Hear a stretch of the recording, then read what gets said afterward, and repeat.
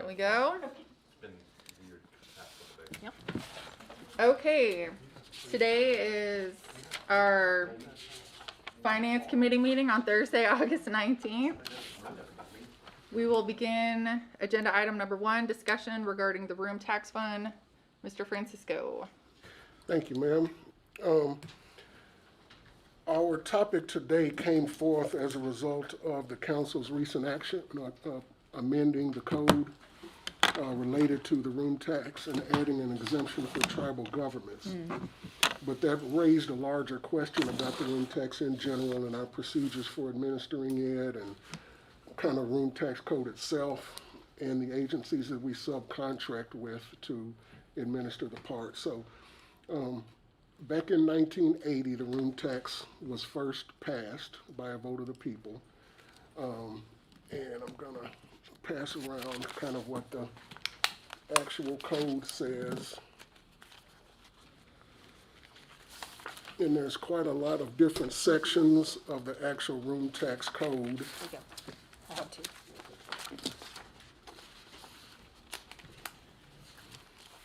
If anybody else wants one, but there's a couple that I wanted to highlight for you. First, in section 8-503, it shows the room tax rate to be 5%, and that was increased to 5% in 2014. Then the exemptions are given in section 504. The change is highlighted on the back page of the handout that you see there. This is just a copy of the code as it has existed. The change basically adds a section 5 to that section 804 that says any tribal nation or agency thereof is also exempt from the tax levied in this article. An important thing about that change, though, is that language at the end of that statement where it says when paid directly by the tribal nation. And you see that that language was also added to the other exemptions in sections 2 and 3. And that's important to us because we, as the administrators of the room tax code, and I will introduce Mindy Ains, who is our payroll person and our hotel tax administrator.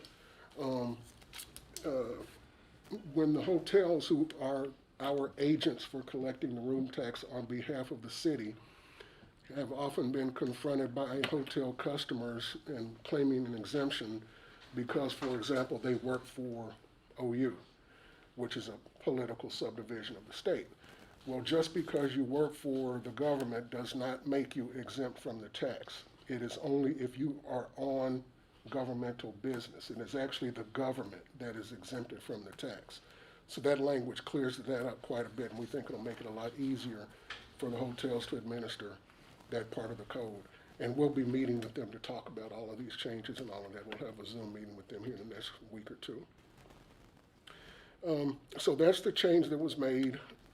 We have really no idea of what impact this change will have on our actual room tax revenues. We think the tribal exemption will be fairly minimal. It'll cost probably in the thousands or tens of thousands, but probably not in the hundreds of thousands. And we hope that that'll be offset by the clarifying language to the rest of the exemptions. Then just for your information, we copied a few other sections. Section 505, where it actually requires a certificate of exemption. We or our hotels have never actually enforced that, but it is in the code and we can do that if we wanted to. Then it talks about, the controller is the actual enforcing body for the room tax code. Now, for those of you that don't know, I am the city controller. Way back when, before I came to work for the city, or probably several ignorant finance directors before me, the city code was actually envisioning a city controller. There used to be a separate city controller and a separate city treasurer. those two positions were combined into one finance director for stupid people like me to come in and do all of those jobs that used to be separated. But anyway, so yes, I am the guy that is empowered to do all this stuff in the room tax code, and that's where it talks about that. Section 521 is really important for a lot of the questions that come up related to the room tax code and how we have used it, because it specifically anticipates a lot of cities use their room tax just for convention and visitors or convention and tourism attraction. But way back in 1980, it was specifically intended to be used in addition to convention and tourism development, also for park development and arts and humanities. And that was under the assumption that if you improve the general quality of life, then you should be able to attract more visitors to the city. So that's why that's in there, and it's important to always understand that it is in there separately. And the council has year after year implemented that by having this kind of formula, and you adopt that formula when you adopt the budget, that basically 50% of the room tax funds go toward convention and visitors attraction, and you administer that by contracting with what is now called Visit Norman, the Convention and Visitors Bureau. 25% goes to arts and humanities, and you have administered that by contracting with the Arts Council. And then 25% goes for park development, capital projects. And as you'll recall, you have an agenda item coming up on Tuesday to dedicate that 25% for park development toward a debt issuance for the Young Family Athletic Center. So that's basically how that will be used for the next 10 years or so. There's some specific mention about the makeup of the Convention and Tourism Board there in Section 528. Dan Shim from Visit Norman is here, and he'll talk more about that certainly than I can. We also wanted to talk a little bit about the revenues themselves that we generate from the room tax and how it has been affected by the COVID pandemic.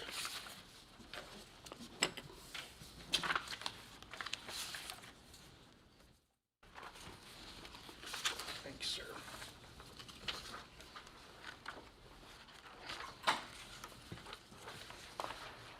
So you see there that we have been clocking along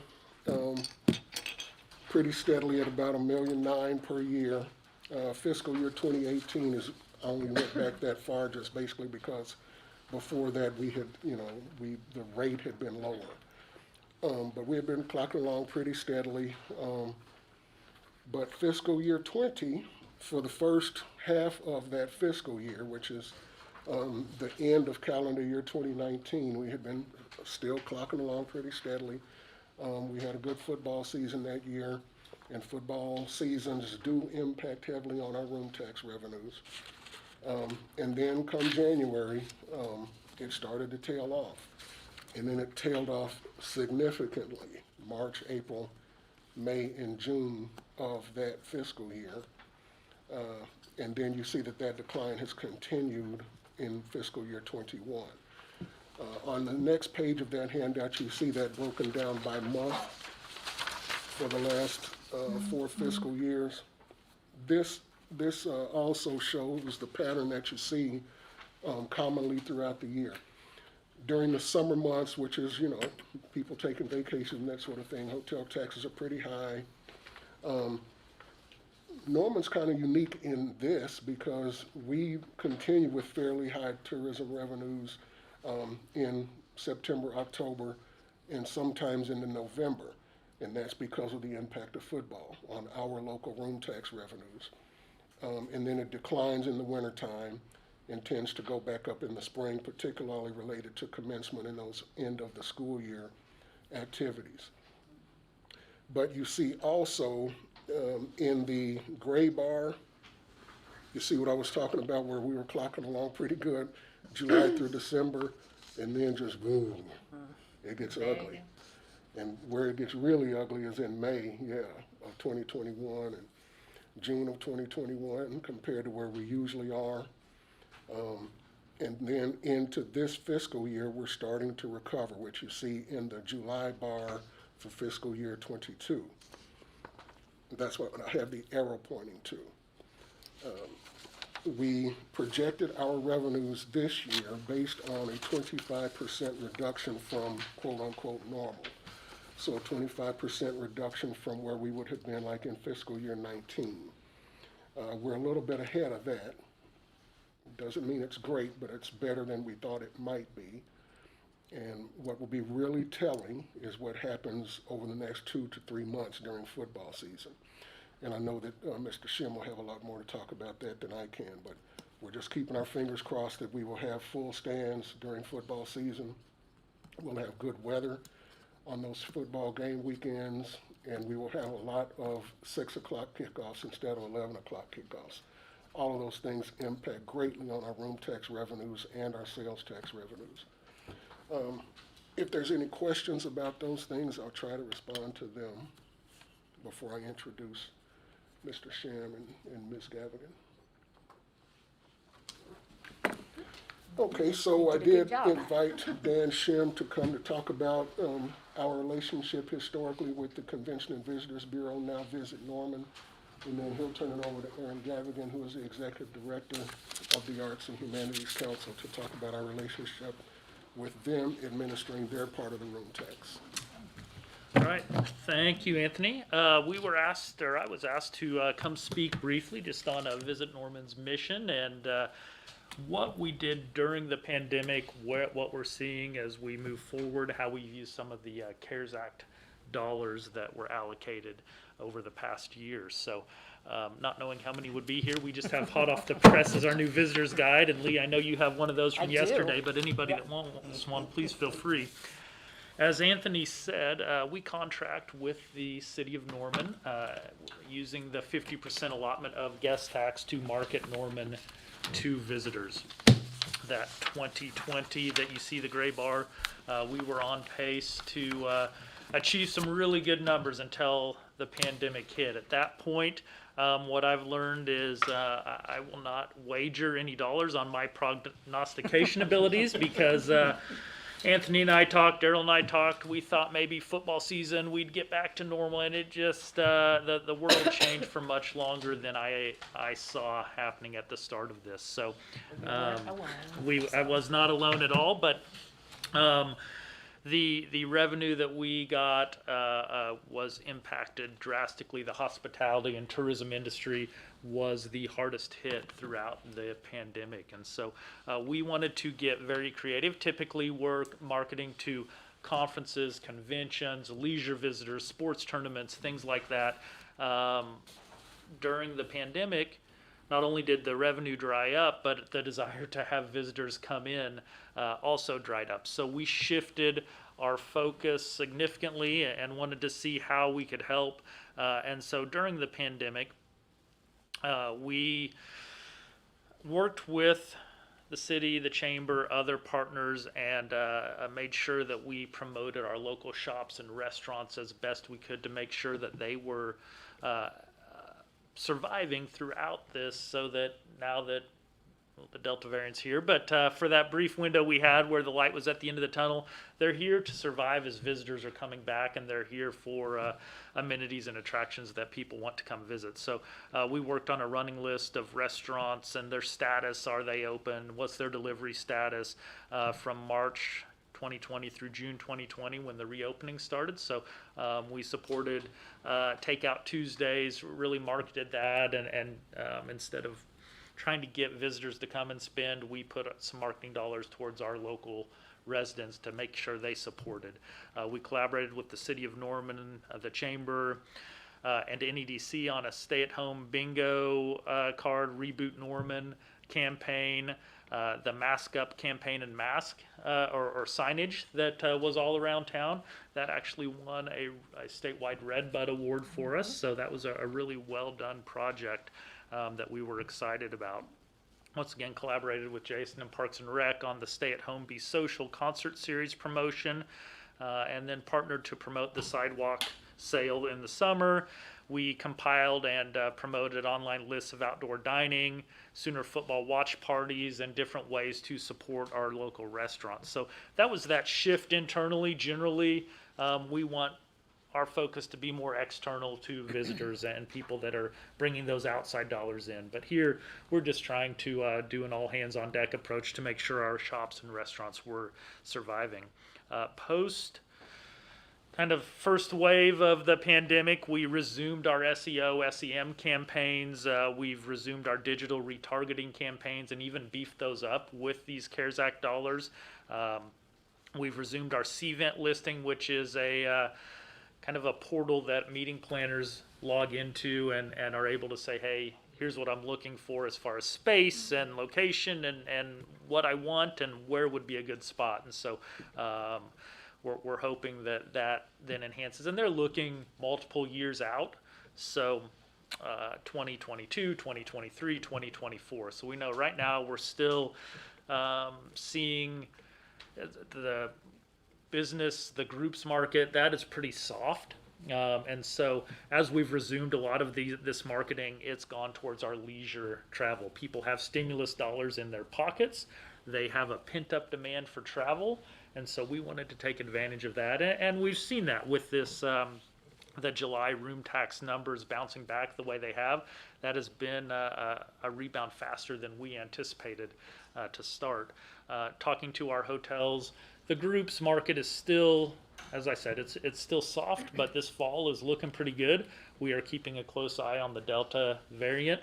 A few groups have Christmas parties and things have canceled, but for the most part, our conferences and conventions that are booked are still hanging in there. So we're keeping close tabs on that. We've also resumed our Travel OK banner campaign. The visitor guide that I just passed around is the first one. We did not print one last year because of the pandemic, so this is the first one in a couple years. We were thrilled to get the basketball coaches on there, and hopefully we'll win some awards on that. We also worked on local events. Typically, my stance was we'll promote our local festivals and events, but we don't want to be the organizers and planners of these.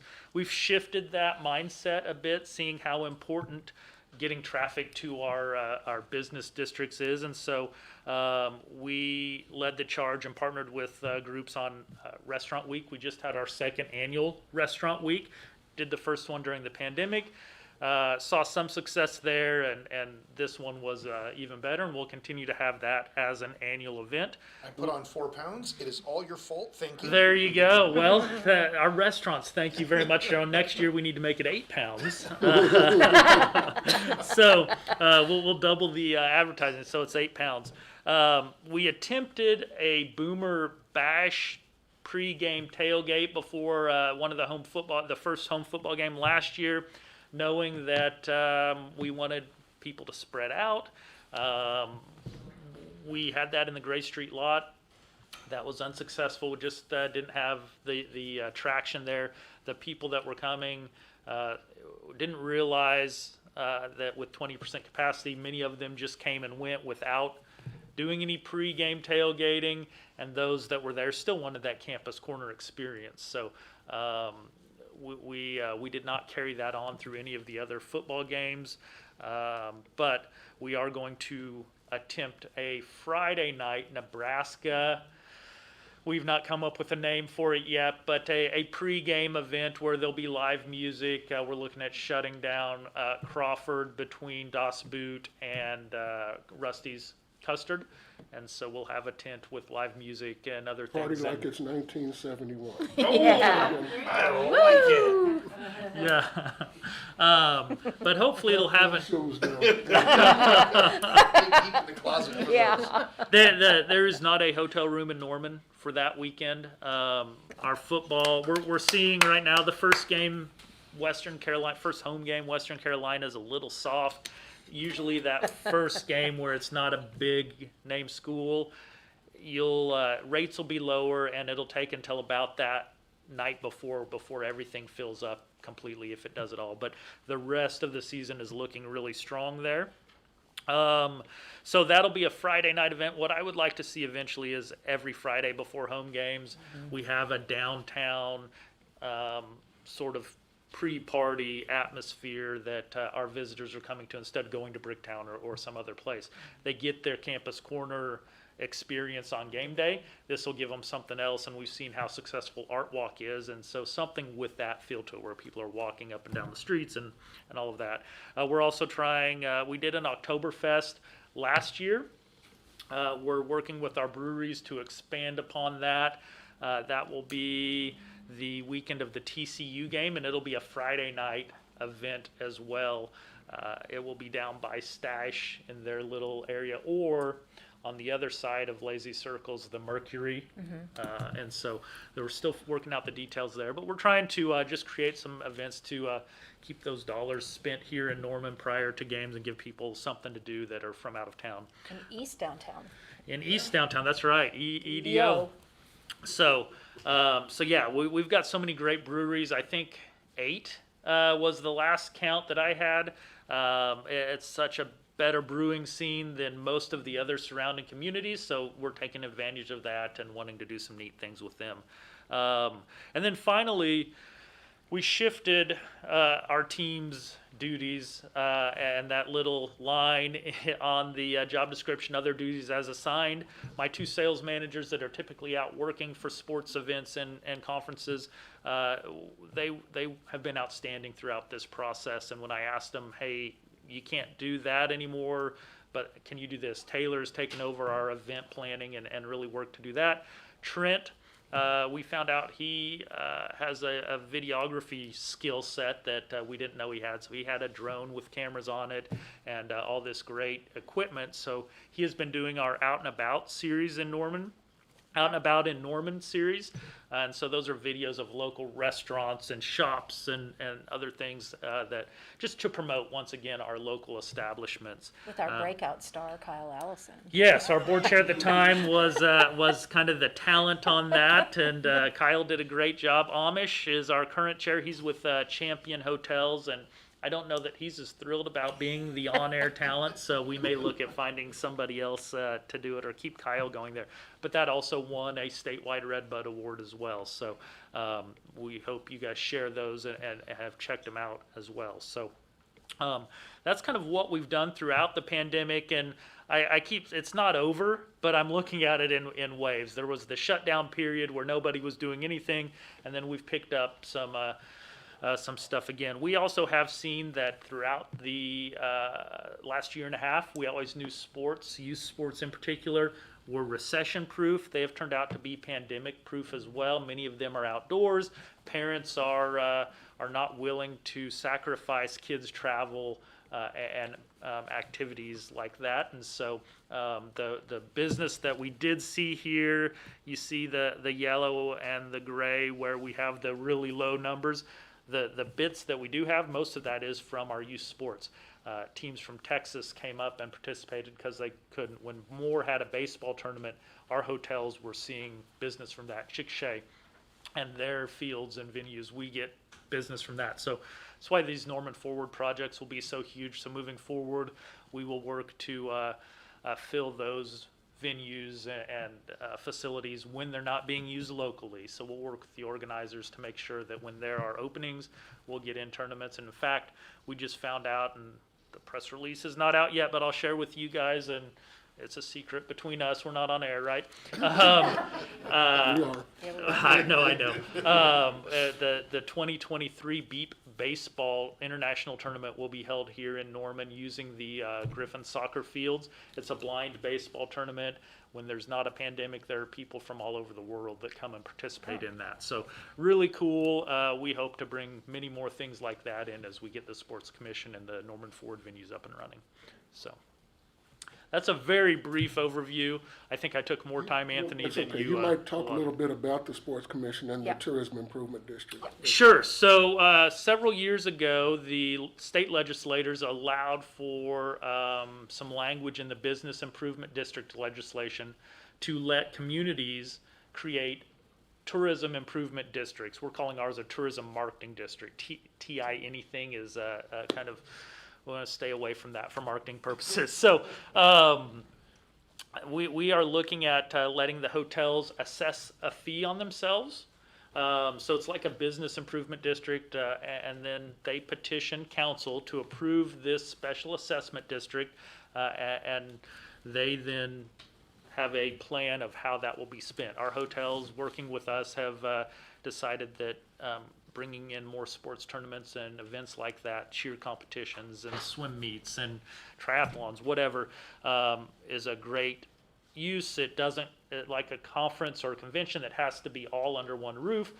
A team from Texas, a team from Kansas may have different price points and different needs, so this fills up every hotel equally and will rise the tides for all of our hotels here. So we are working on collecting signatures in our petition to present to council. We're really close to getting that and moving forward, so that then this special assessment would go to fund the sports commission, so that we would be able to drive room nights, drive that guest tax up, so that it's helping parks and arts and quality of life for our citizens as well. And sales tax, which helps pay for our Norman Forward projects, of course. When youth sports and teams come in here, little Johnny is not coming by himself, as I am if I travel for business. They're bringing mom, dad, sister, grandma, grandpa.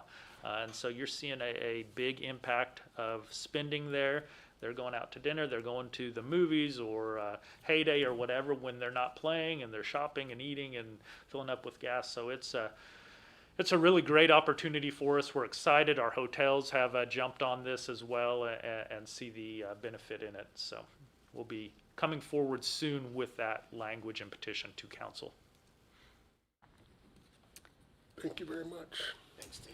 I have just a couple of comments because it's really been my pleasure to be the council representative to visit Norman since I've been on council in September 2019 forward. And I think what we've just heard from Dan and what we'll hear from Aaron Gavigan is how they pulled together and really had to shift how they operate during a pandemic. And they also suffered through the pandemic with less revenue than we had anticipated them getting. And to just see the can-do spirit of, okay, we can't do what we've been doing, and what can we do, and how can we really pivot, in your case, to support our small businesses who were really, really struggling. And it was just really heartwarming to watch your investment in the community locally and trying to adapt to a constantly changing and evolving climate for our businesses. And I think, you really did highlight all of the things that you did try to do to support the community and provide opportunities to be able to get out with your family at a time when people weren't really sure, where they could go or where they could be. And I think the benefit of all that is that we had an opportunity when people were at home to really highlight a lot of the great things about Norman and our small businesses and our restaurants, and give people an opportunity, because you did market it and did it in very creative ways, for people to get out and try something new, or to take advantage of the takeout options and that kind of thing. So the restaurant guide was invaluable straight out of the chute when everything was closed down. And the other thing I wanted to mention about Restaurant Week is, even as you all are trying to recover and doing Restaurant Week and our restaurants were trying to recover, you had a portion of it this year that supported one of our nonprofits too, and I believe it was Pantry Partners, Partners, right? Yeah. Correct. So just being able to, even when everybody's not at full capacity, to also continue to try to help in ways that you can to support our nonprofits, I just have really appreciated, all of the efforts. And it was fun to see how your staff, you discovered hidden talents about your staff. I think they had an opportunity to change it up and do some things that, they hadn't really had the opportunity of their time to do before. So I just appreciate, how you all tried to lead in the community. And one of the things that you didn't mention that Taylor is, still currently working on is, there was such a big splash last year with holiday lighting downtown. And one of the, I think, positive benefits of that is it's gotten not only downtown, but Campus Corner to think more long-term about how can we take advantage of the holiday and how popular that was. And so there's a lot of discussion going on right now to be prepared for this Yeah, holiday season. absolutely. So, yeah, so thank you. Absolutely. You're welcome. I would like to mention too, before I turn it over to Aaron, 2 weeks prior to the pandemic, early March, my visitor services specialist turned in her 2-week resignation. She had another job offer, and so I immediately started looking for somebody else. And good thing I didn't find anybody right away, because that enabled us to then put the brakes on that. So we were down. There are 4 of us on staff now. Typically there were 5, so we did not have to furlough or lay anybody off at that point. We had reserves and other things. It was a challenge, but we creatively made it through that, but just didn't hire that person. So that saved us a lot of dollars. And now, as we're coming out of this, wanting to make sure that we are the best stewards of these public dollars as possible, we're looking at ways that we can put more money towards our mission of marketing Norman, and also save dollars. And an opportunity has come up. NEDC, Norman Economic Development Coalition, purchased an office building right across from Armstrong Bank. They're renovating that, and because much of what they do with economic development and with attracting visitors depends upon quality of life in a great city with lots to see and do, it makes sense. They have offered to let us come and office out of their space. We're going to save a lot of money with that. We won't have to hire another front desk person, because there will be somebody there. That allows me to, when we recover with our revenue stream, to take those dollars and put it towards direct marketing efforts for what our true mission is. So we've found some opportunities there as well. So just throughout this process, we've been able to get creative and find ways that we can continue to do our jobs and be more efficient. That's all I've got. Thank you.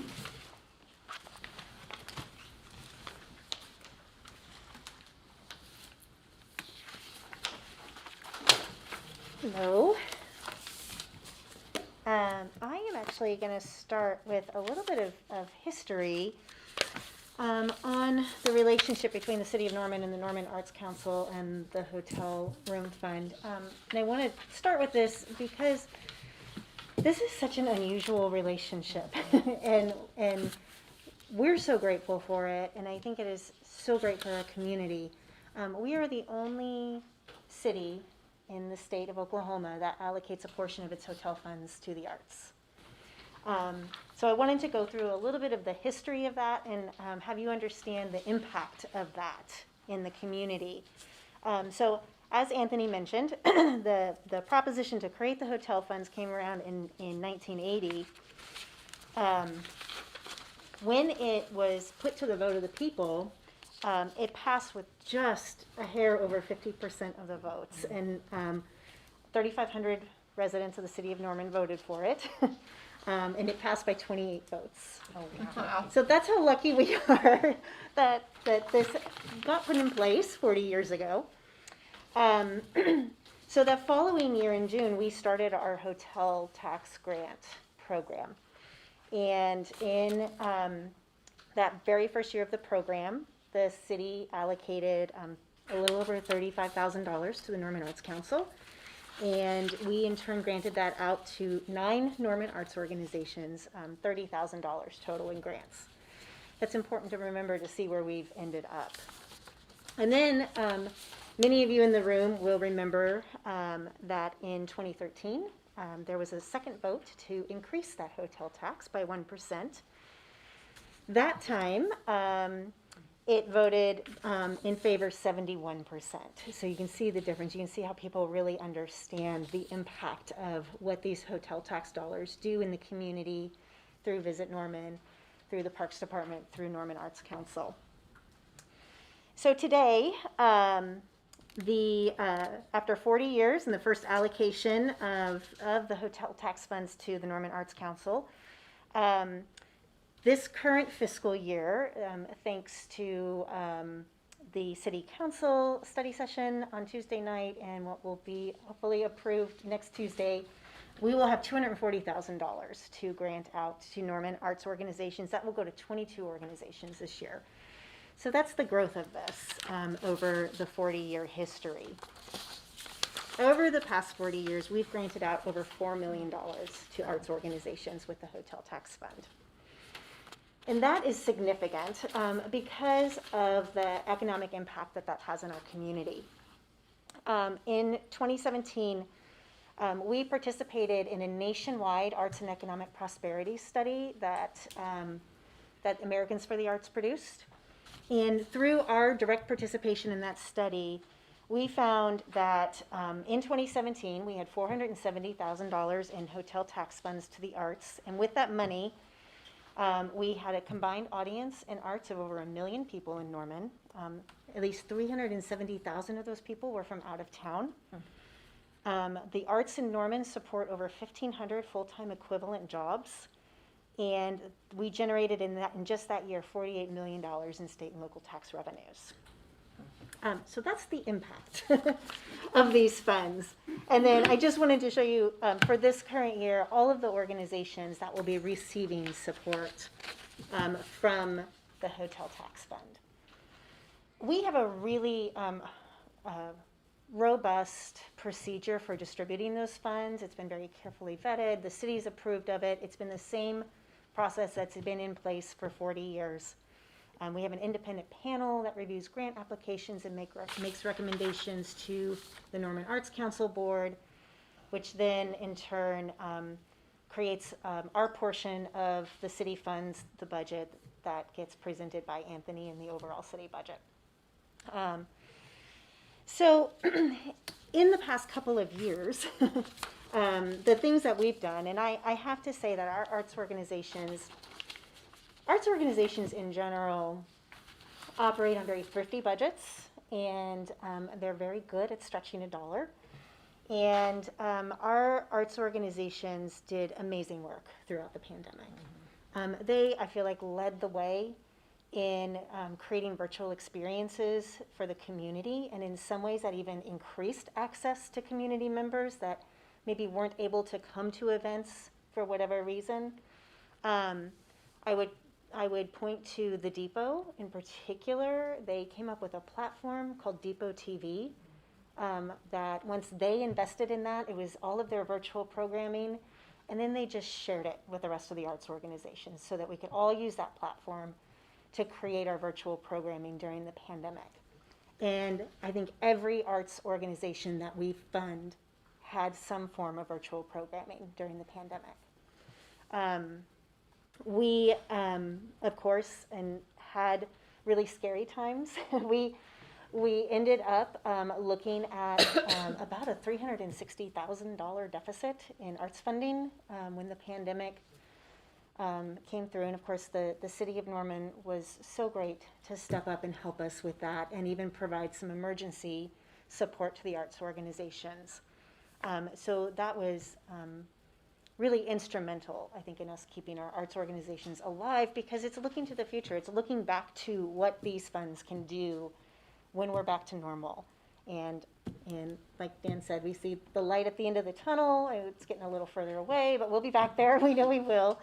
But it's really a testament to, I think, the faith that the city and city council have in how this portion of the hotel tax funds are spent. I think it's something that's really important. I know some people like to have a little heartburn on the subject matter, but like it showed in here how much it generated, 48 million in sales tax revenue. And so you have to spend a little to make some, right? And in the arts community, I think people just think sculptures and it's very limited, but it touches on so many things, and all the recipients you had listed. It's really beneficial to all residents in Norman, whether they realize it or not. So I'm very happy to help support the Arts Council in any way that we can. Oh, thank you. And I just want to add similar comments about, you know, the work that you've done in the Norman Arts Council, and just watching as you're losing money by the day and having to reconsider how to do one of our most successful events, which is the Second Friday Art Walk. And again, the ability for your staff and all of our arts organizations in Norman to shift and to adapt and to try to create experiences that people can still have and create community. And, you know, that just also contributed to trying to keep our community together and to support artists, but also provide opportunities for all of us to get to participate in some way. And I think we've all learned that, you know, there is an accessibility that we've been missing all along without the virtual component. And I know that's opened up a lot of avenues going forward for how people who might not be able to participate in person for, like you said, all kinds of reasons, that those experiences can keep being available to people through the virtual environment. So, you know, I think we've had a year of discovery, and you've certainly been tough and fierce and, you know, trying to keep it all going. So it's been really such an investment, not only in our quality of life, but I think we all understand better what an economic driver it is too for our community. So thank you, Erin, for everything you've done. I appreciate that. I appreciate it. And I will say it has been a period of discovery, because for our arts, you have to realize most of our arts organizations have very small staffs. Some of them are even completely volunteer run. And the idea of being able to produce video content or streaming events prior to the pandemic was something that most of us were like, we don't have the bandwidth. We can't even conceive of doing this. And when you're faced with, like, do it or don't produce content, don't produce programs, and now all of a sudden we realize, you know what, it's not that scary. And we can continue to produce this content to reach those audiences, to have more accessibility. And I think you have reached a whole new audience with all of the things that people had access to in the last year. So, If you might talk a little bit about the Public Art Board and the partnership with Norman Forward for the percent for art. Yeah, for yeah. Norman So Forward we do projects. have a couple of other additional unique relationships with the city of Norman besides the hotel tax. The Public Arts Board was established, I think we're 13, 14 years ago. And it is a joint committee of the City of Norman and the Norman Arts Council. And the members of the Public Art Board are appointed. There's some mayoral appointments, and then there's a Visit Norman appointment. There's an Arts and Humanities Roundtable appointment and an NAC Board appointment. And so the Public Arts Board is funded through, again, another unique way, people making additional donations on their utility bill. So those donations come in with the utility bills to the city, and quarterly they disperse that back to the Norman Arts Council so that we can fund projects through the Public Arts Board. These are projects like the park ducks, the artist designed bike racks, the Main Street Sculpture Project. The sculpture that's in the Main Street Roundabout was the very first project of the Norman Public Arts Board. And since then, we've sort of expanded what the Public Arts Board does, and they get some private matching funds now through grants and through sponsorships. The utility bill generates at the moment about $10,000 a year for the Public Arts Board, so it's not a huge budget, but they work with what they can, and they're very creative with the projects that they come up with in the community. We partner with the city on projects as well.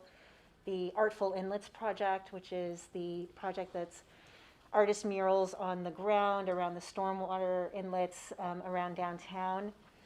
That's a great project that brings awareness to the importance of clean water in the community.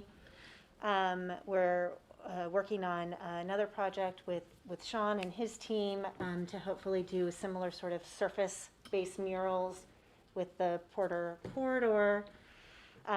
So those are the types of projects that the Public Arts Board does. Public art in Norman got dramatically expanded. I'm sorry to interrupt, Aaron, but I did want to, Jason brought to our attention a recent new display of the ducks in Reeves Park. I don't know if you knew about this, but Jason, if you, I guess the little weekend prank that we had this past weekend at Reeves Park, we don't know for sure, but some group took a duck off of Reeves Park and put it on top of Kid's face, which kind of made a cool looking. It actually looked pretty good. Yeah, it looked really good. Some engineering skill, yeah. because it was pretty high. Yeah, it was really high, and I can't imagine. I think those weigh about 50, 75 pounds apiece, and Dang. hiking Yeah. it up a 15-foot ladder was not an easy task. So. 'Cause we had to use specialized equipment to get it down. Oh my Most goodness, folks I don't had not think heard of about the- this. Oh, wow. Never a dull Okay. moment No in Norman. damage. I, So, that yeah, has, but no, they did a good job. Did a good on- job. it has got to moving it somehow up. have a correlation with move-in. Yeah, I'm not sure. sure. It might look better up there than it did on the ground. That's actually, that's not, the last time a duck disappeared from the park, it apparently went for a joyride and ended up in a ditch off of Highway 9, which is Oh. really sad. The elf on a shelf kind of takes on a whole new Yeah. meaning. Duck in the park. Yeah, yeah. But yeah, so our public art in Norman really dramatically expanded with Norman Forward when a 1% for art was assigned to some of those projects.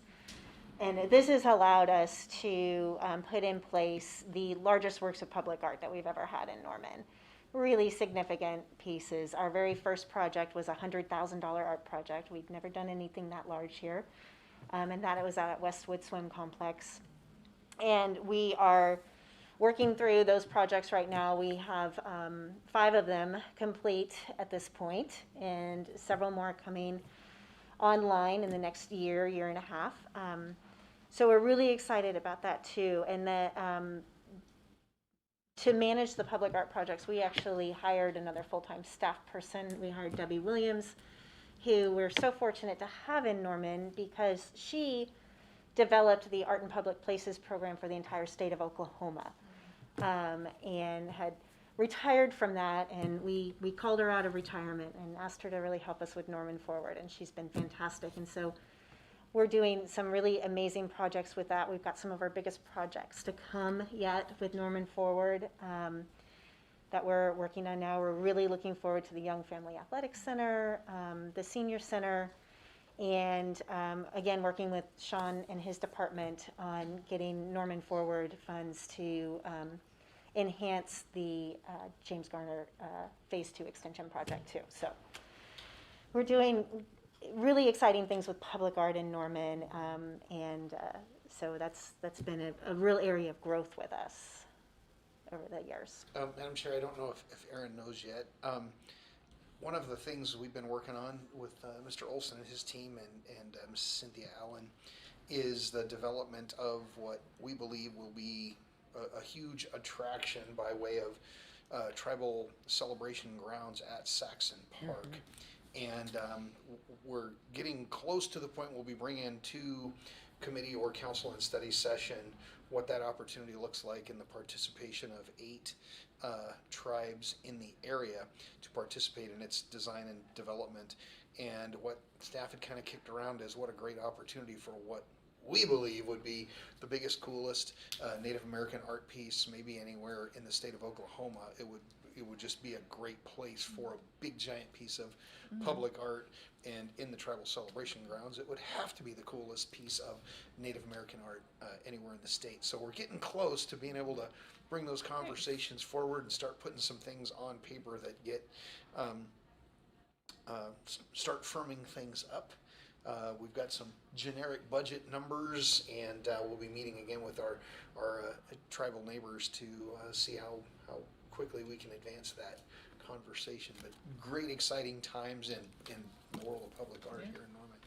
Yeah, and we've kind of as a testament to sort of what public art can do for a community and how it kind of becomes addicting for a community to have more and more amazing public art, because it does. It really characterizes your community. And so we have actually started working with some private companies on public art projects as well. So if the public can view it, they think it's public art. It doesn't matter if it's on city property or private property. So we have been doing some consulting. We're working on 2 projects with Norman Regional Hospital right now. And I just met with Lawrence McKinney for the new complex for Visit Norman and economic development in the chamber. He's got 2 projects in mind that he really wants to see happen with that new facility as well. So public art is spreading into the private realm too, which is always really exciting. This is a preview of things to come on Tuesday, but council directed about $100,000 of the American Rescue Plan money to go toward the Arts Council. So this is just a write-up that you'll see in your packet on Tuesday. Because Aaron is ready to go make stuff happen. with Well, it, so How fast did you need it? And those Yesterday? I think it was that's actually, we're actually like 3 days ago at this point.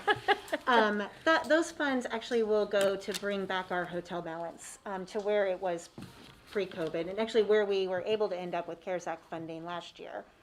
This will bring us back up to that, so we're not having to reduce these organizations on their grant amounts just as their programs or their live programs are really coming back online, and we know that that's what we need to really help lead Norman back to a normal place.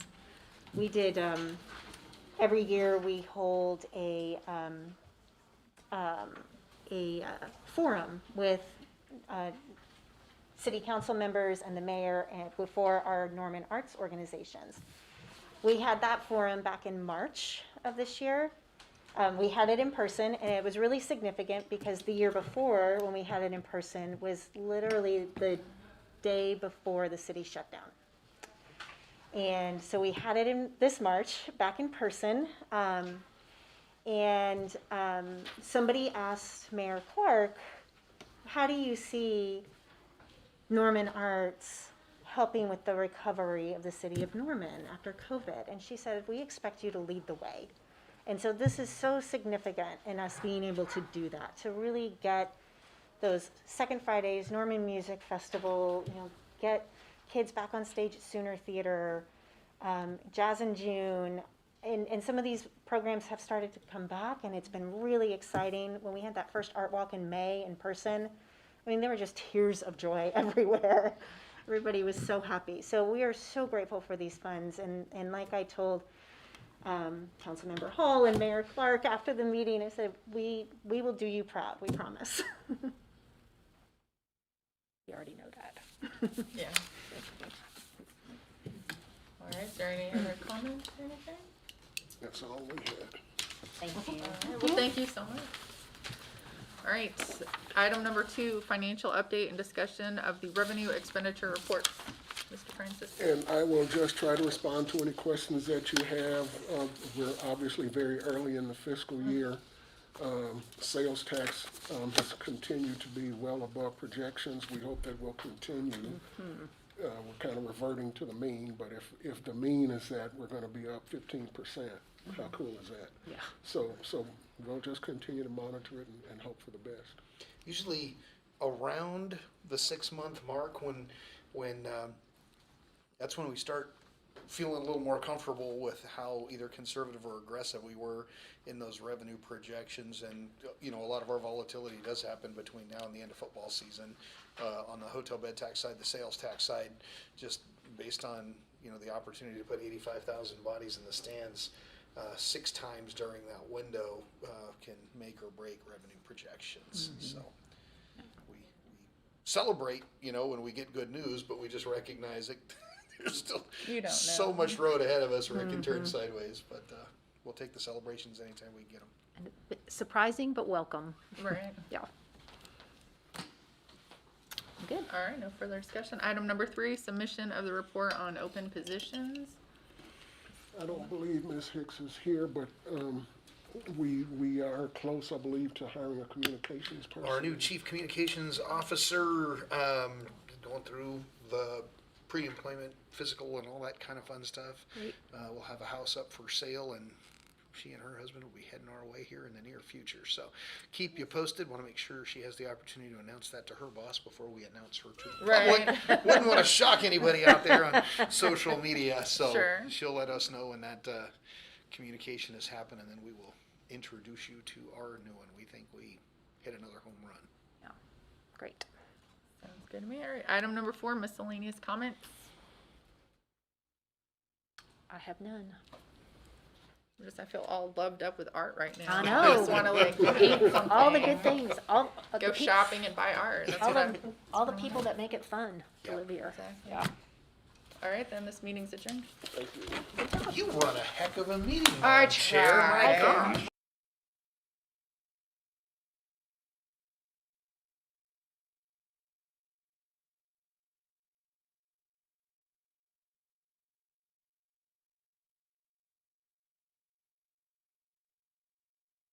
Oh my gosh.